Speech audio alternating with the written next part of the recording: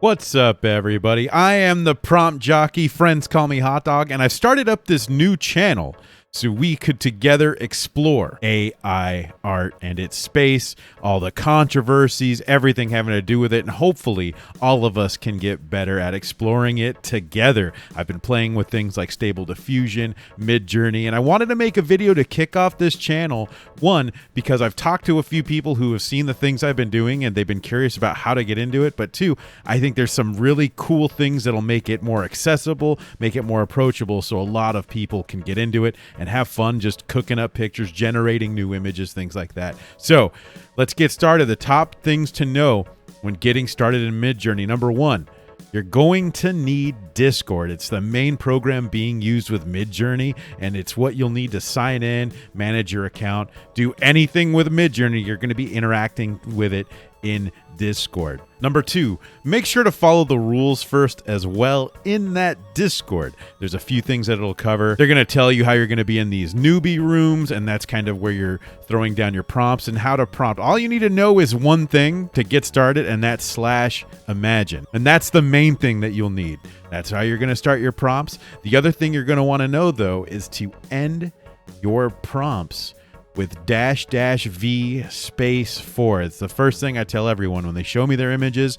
I already know that they're using the old version of Midjourney. That's not their fault. Midjourney defaults with version 3. I'm not sure why. They're going to be changing this soon, so you may not have to do it for long, but you want to add this V4 tag. That's going to let Midjourney know that you want to render whatever you're doing into version 4.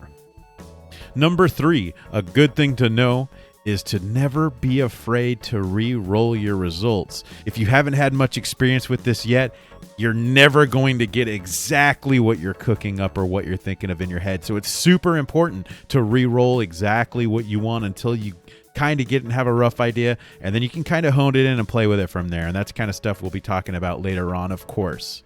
But if you haven't played with Midjourney too extensively, what it does is you type in your prompt and it's going to give you 4 results. You're going to pick the one you like and you can upscale it or have it do some variations. And don't be afraid to re-roll several times. I've heard of people kind of doing this and they're re-rolling many times to try to get the results, especially if you start doing things like selfies or try to get likenesses of people's images. For some reason, Midjourney is not the best at that. But when it hits, it hits pretty well.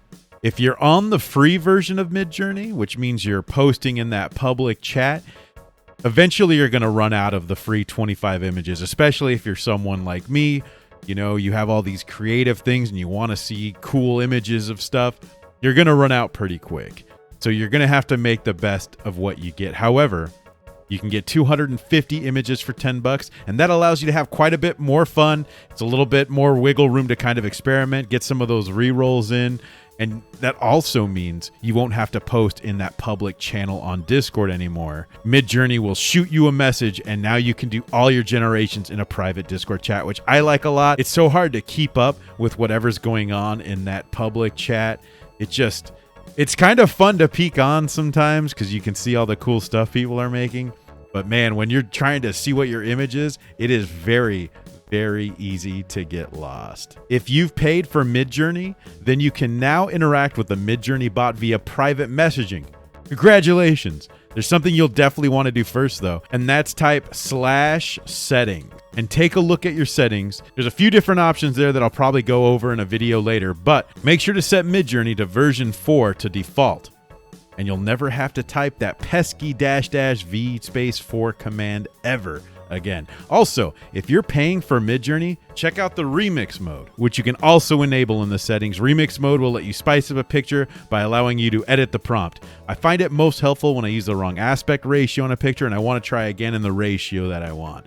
Some people really get crazy with it. Some people just keep adding and remixing and rolling an image into something completely new and different. It seems to be a pretty interesting thing that I haven't experimented enough with yet, but that's definitely something I'm hoping to change here. If you're looking to use selfies or other pictures to manipulate with Midjourney, you can send it in the private chat, right-click the image, copy the link, and then drop it in your prompt and generate. So all you have to do is just paste that link to an image, and it doesn't even have to be in the Discord conversation. It can be on another website. You just copy that URL, do your /imagine, drop that URL with the paste, and then boom, add your prompt, and you're going to have a whole new picture. I also recommend checking out the Midjourney subreddit and Facebook groups. A lot of people are posting some really cool things that I hope to highlight time to time, but it will also give you ideas for prompts, as a community is super helpful and very engaged. So never be afraid to ask and just be nice. Nobody likes a meanie. But make sure to ask, hey, what kind of prompt are you using? And a lot of people will chime in and tell you what they're using. It's really fun.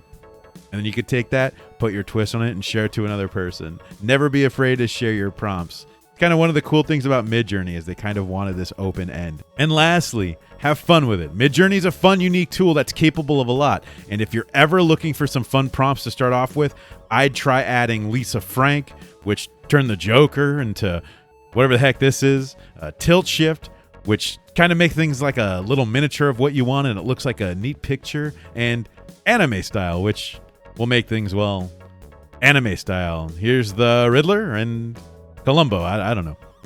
Well, this is a brand new channel, and I've got some plans for some fun stuff involving AI, hopefully be able to share some tools and tips, and we can all kind of work together to explore this space. So if you want to join me on this AI adventure, pop that like button and subscribe.